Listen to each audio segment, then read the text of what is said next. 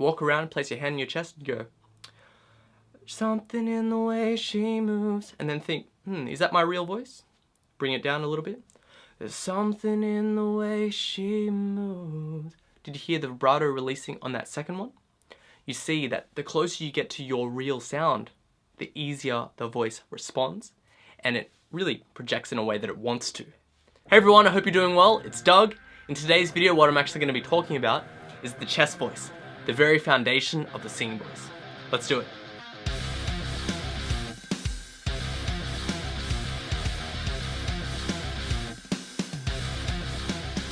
So in this video, I'm going to share 3 vocal exercises with you. And what I want to really get you to do once you finish watching the video and follow the exercises is really know what I'm talking about, understand it logically, but also feel it physically in the body. Okay, so let me just show you a comparison of what has happened to my voice when I've done these exercises over the past 18 months. So first I'll show you a clip from the video How to Sing Circles by Pierce the Veil, and then I'll show you my latest singing cover. Check this out.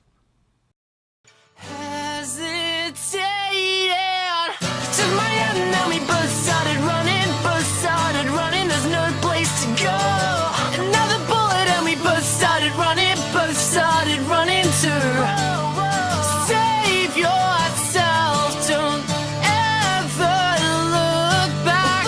Nowhere to go instead we both spin around in circles. Whoa, whoa. It's true that all that you know is all that you are. You said that it's all that you want and more. Fuck off and pour another drink and tell me what you think. No doubt about it, you would have heard a significant difference within what's called my mid-range, my voice. You know, my lower, chesty, deep sound. Now, the reason why I made such an impact to this is because I found out that the voice that I was using when I was singing those Pierce the Veil songs, unfortunately, it was not my real voice. So the exercises that I'm going to share with you today, which I've been focusing on for the past 18 months, will help you find your real voice, help improve your tone, help you continue to expand your range, and just create a much healthier, more controlled voice. So if you watched the video from last week, you'll know that the chest voice is a connected voice. It's the voice that we speak with. It's the voice we commonly sing with, unless we're singing falsetto. Right. This has been described as the very foundation of the voice, and I really like that description because it is. What do we do 90% of the time? We use our chest voice, maybe even 99% of the time. So now let me just identify what the foundational voice really is. To me, the foundational voice is the voice that should be the most comfortable, most natural sound that comes out of your mouth when you just open your mouth and sing. So for example, it might be, I'm going to use the Beatles as an example. There's something in the way she moves. See what I mean? Absolutely no problem. It's the easiest sound I can make with my voice. I'm not going, something in the way. That's even 25% harder than that one. There's something in the way she moves. Just give that a go right now. Just sing something that is super easy to sing. You know, your most basic sound. Go for it. The purpose of that was actually so that you can get more in tune with your foundational voice. Because I believe what is happening is we listen to our favorite singers who obviously have very different physiology in the voice, and then we try to copy their sounds, and our voice tries to match it, but just because, again, our physiology is different. You know, the makeup of our vocal cords, the shape of our bodies, the shape of our face is different. We are obviously going to sound different. But what we do as singers, and just fans in general, I believe that we manipulate our voices to match our favorite singers. And this causes some vocal issues, true. Sometimes it is nice to want to emulate something that another singer does, that's fine. But what I'm saying here is, I don't want you to lose touch of your foundational voice. Personally, as a singer, as I've focused on the vocal exercise that I'm going to share with you today, it's been the most amazing thing because I thought that my voice when I went really high had to sound a certain way because I lost touch of my foundational voice. And it's only now that I'm really getting people saying, I really love your voice. things like that, much more than before. And it's because I'm getting more in tune with what my real voice is. And that's what we're going to do in this video today. I just wanted to put this in here right now. There might be some of you watching thinking, come on Doug, I just want to get my high notes. I just want a belted high note range. Why do we need to do this? And like I said, it's the foundation. But even beyond that, if you just focus on the really high stuff, without that foundation, you can even atrophy the voice. And the word atrophy, basically, you can actually not necessarily damage, but weaken your chest voice. Now, I first found that out when I was researching how to sing about 4.5 years ago, something like that.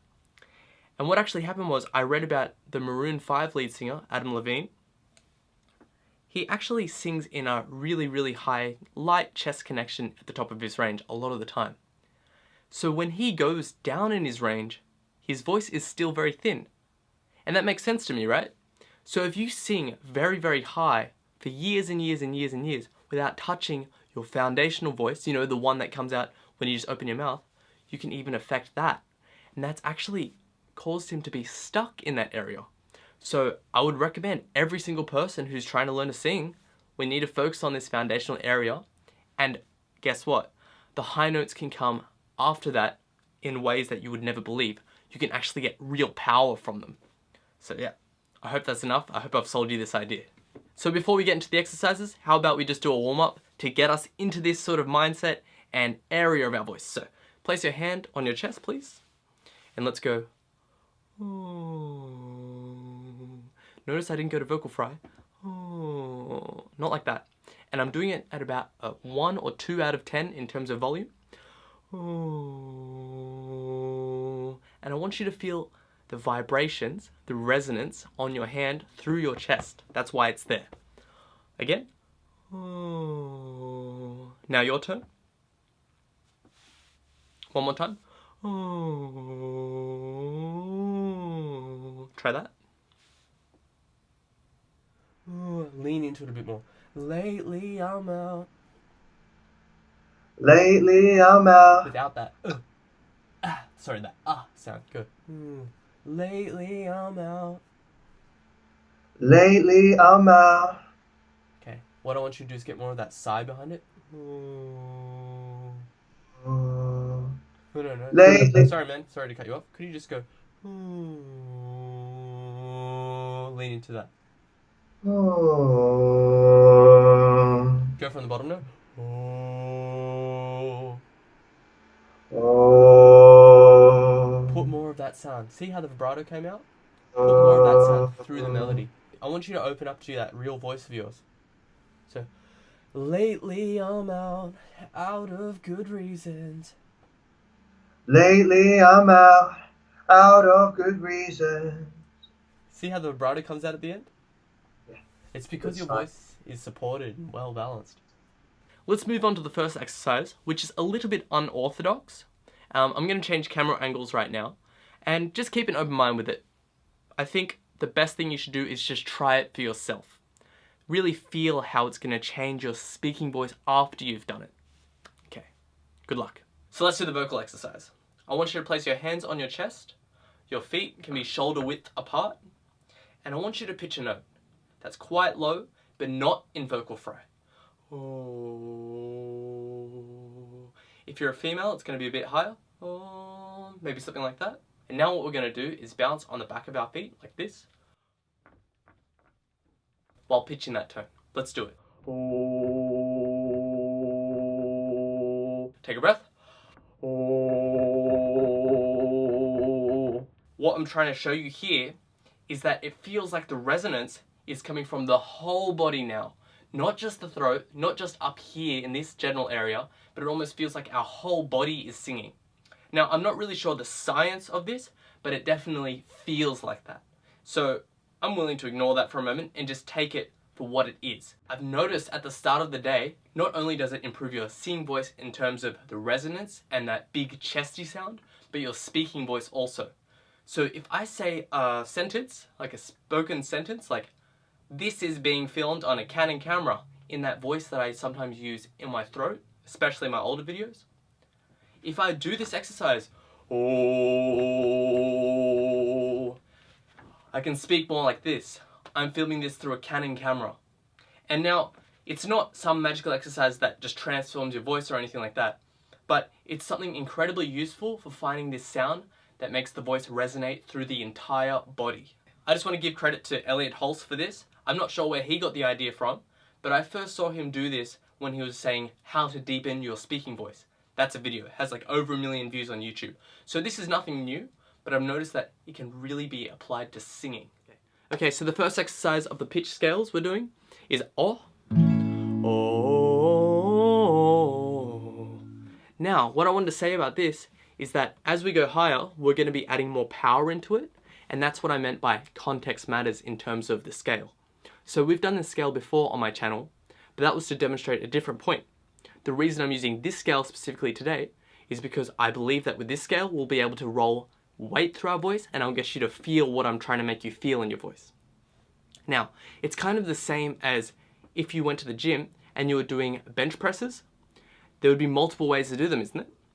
It's the same exercise, but if you don't do it properly, say for example, you were just lifting one up and one down very quickly, that might have a different effect to say, doing it very slowly, right? So you see, it's not really about the exercise, but it's how you do them that really, really matters. And I think that's where a lot of vocal coaches kind of get a bit confused, but I understand that. So, let's go up. Oh, that's a bit low for my voice. Oh, and I understand that any women watching, unfortunately, it's definitely probably too low. Oh,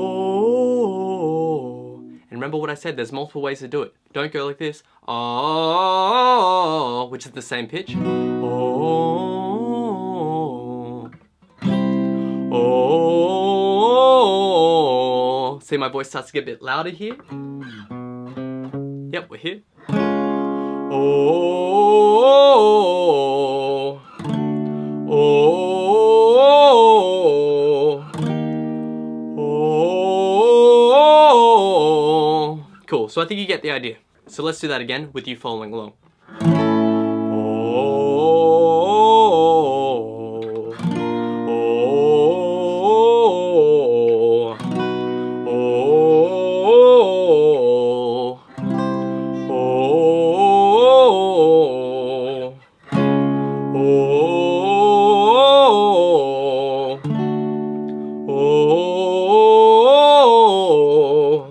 Now the larynx isn't forcibly pushed down like oh, like that. It's just oh. So it's a very relaxed tone. Oh. Two more. Oh. Last one. Oh. Now that we're going back down, I want you to go a bit heavier on it because I want you to start feeling the very foundation of your voice.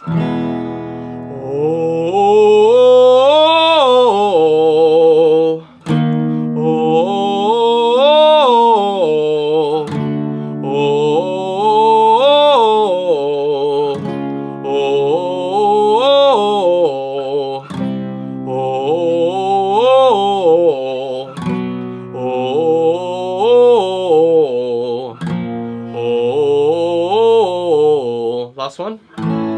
Oh, very, very good job if you followed along.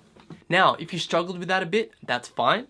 It might have something to do with your breath and support. So definitely check out the first video again and put the exercises from that together with this one. I think you'll get a very, very good result from using the proper breath and this exercise. So now let's do the other exercise, and we're gonna do an oo sound. And it's very, very similar, and it's linked to the other exercise that we just did, but it has a bit of a different context again. It's like a oh, but actually it's brighter. It's a oo. Oh, hear that buzzing sound? Oh, we'll get to that in another video, but that's really what I want to get through your voice, even in this low range. So, copy me.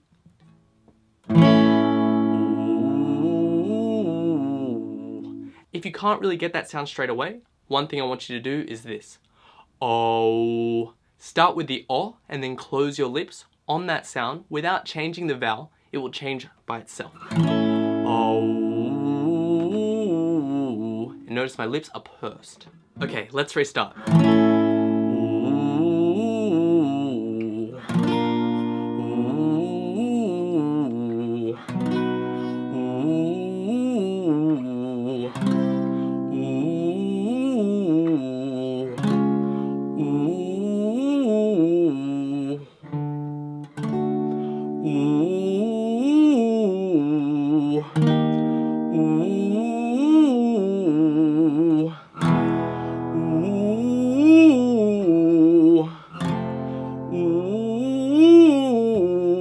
Now let's do that last one again, because this is the last one.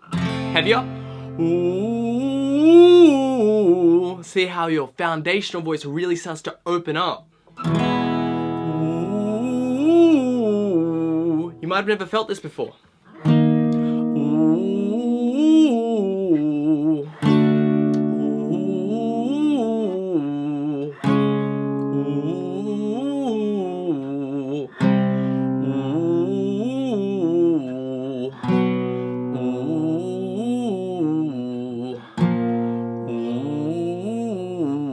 Last one.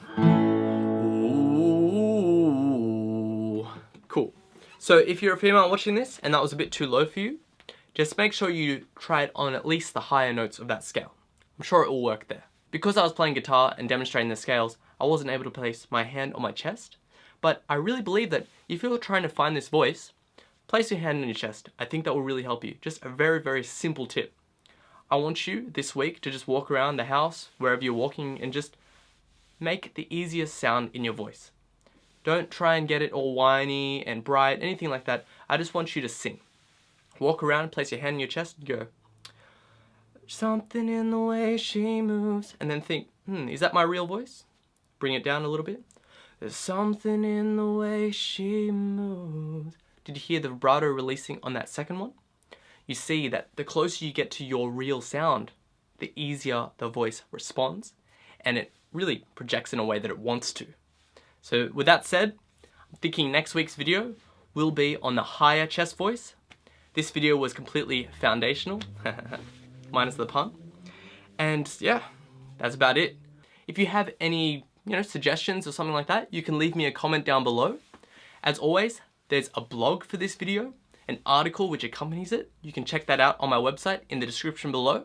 And yeah, just leave this video with a like and subscribe to the channel if you haven't already. I'll see you soon. Bye.